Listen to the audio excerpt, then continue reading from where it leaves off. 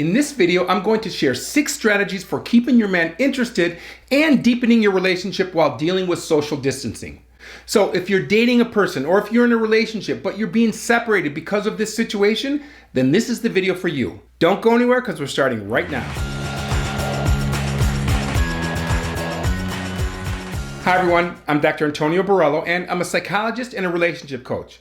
This channel is all about helping you build great relationships so you can grow happy with the people you love.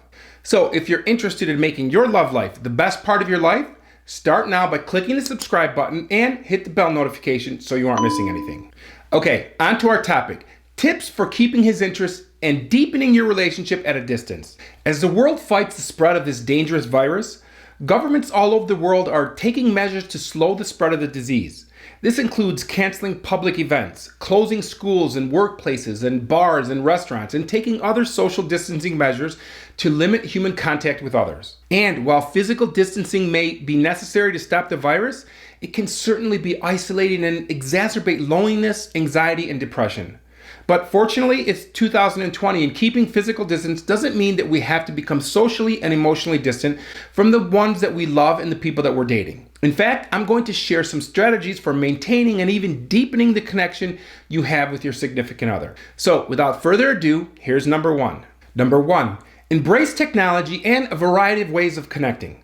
Psychologists and social scientists have been studying long-distance relationships for many years and have learned what is most important in making long-distance relationships great. And in today's day and age, we are better equipped than ever to have vivid and active relationships at a distance. That's because we're able to utilize media-rich forms of communication to maintain our relationships. You see, according to the media richness theory, all types of communication are compared to each other in their ability to convey understanding to another person. The richer a source of communication is, the more information that can be transferred from sender to receiver. So, for example, platforms like video chat and FaceTime are rich in nonverbal cues like tone of voice, facial expressions, and eye gaze, whereas phone calls are voice only and are less rich. So if you're able to use video calls, you're able to see your partner's nonverbal behavior, which helps you to know their mood and give you a feeling of their presence. And of course, this type of communication can help you to improve your relationship and keep you psychologically close when face-to-face contact is not possible.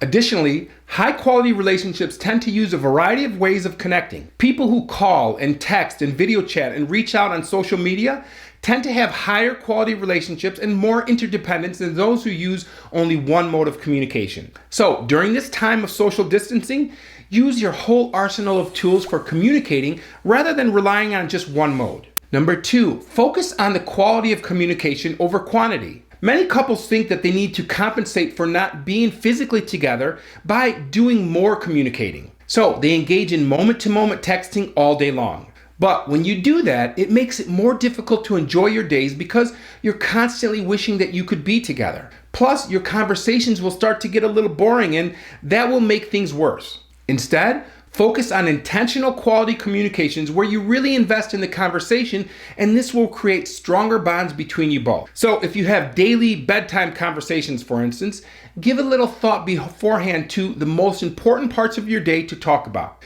That will help you to make sure that the most important intimacy-building conversations are being had, no matter how apart you are. Number 3, believe in your relationship and remember that this is temporary. Relationships are hard enough, even without dealing with all of the disadvantages of not being together physically, such as missing the other person and lack of physical contact. But when couples believe in their relationships, they report that the advantages far outweigh the disadvantages. Being apart is less stressful when they are understood to be temporary. In other words, having a goal of being together at some point in the future makes it much easier to keep your eyes on the prize and easier to work together to get through the tough times.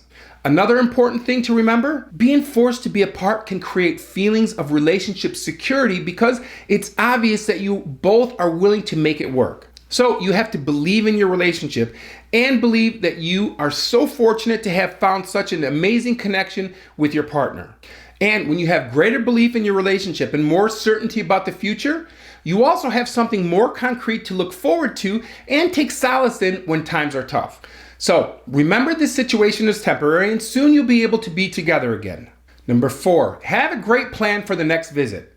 After all the waiting and yearning and abstinence, You finally get to meet each other to fulfill all the little things like kissing and hugging and holding hands. These are things that other couples often take for granted, but they can be very special and extra intimate for people who are forced to be apart. It will be like fireworks. And don't worry about trying to overplan your time together. Many people worry that they must always be doing something extra special and make every moment count. But make sure that you allow yourself some downtime together, because these times are the best times to build intimacy. So make visiting plans to get together as soon as possible. This gives you something concrete to look forward to. Number 5, do things together when you're apart. One of the best ways you can stay close when you're physically apart is to have an activity that you both do together while you're apart. And modern technology such as FaceTime and WhatsApp and video chat allow people to stay connected in ways that were never possible before. So take advantage of these amazing technologies and do things together when you are apart. For example, you could stream and watch a TV show together while you're separate. Pick something on Netflix so that you can do it whenever you have the time. Then call each other up and start the episode at the same time. Or you can play online or mobile games together or against one another. This may require some creativity, but it's so worth it. It creates shared experiences even though you're apart. Then you're going to feel a lot more connected than if you were just calling. Whatever it is, the most important thing is that you're doing it together and you do it consistently. Number 6, use technology to find new ways to connect. When you're falling in love with someone, you want to be as connected to them as possible, especially when you're apart. Well, thankfully, there are apps for that. For example, the Rave app allows couples to stream videos together and chat while watching their favorite shows or movies together in real time. Another app called Happy Couple helps partners to get to know each other better and strengthen their relationship. By answering 5 short questions daily, couples can soon find out everything there is to know about each other. And these apps are just the tip of the iceberg. These are specifically designed for couples, but let's not forget nearly every mobile game has an online or social component that allows people to play together. So take some time and explore your mobile app store. You will be surprised at the number of games that will help you to stay connected with your partner outside of phone calls. Look, if your relationship has to go long distance for a while, don't despair. While it's hard to be away from each other, your relationship really can grow from it. In fact, past research has shown that long-distance couples are no more likely to break up than geographically close couples. And remember, relationships are not made in heaven. They take work, whether they are long distance or close distance. It takes both parties working together. Sometimes it's 50-50, sometimes it's 60-40, and other times it's 40-60. But it's all about balancing each other and supporting one another when needed. Now, I'd love to know the things that you and your partner are doing to stay connected while having to be physically apart. Leave a comment below and let's start a discussion. Oh, and click here to see my latest video, or click here to see the video that YouTube thinks you'll like. I'll see you in the next video.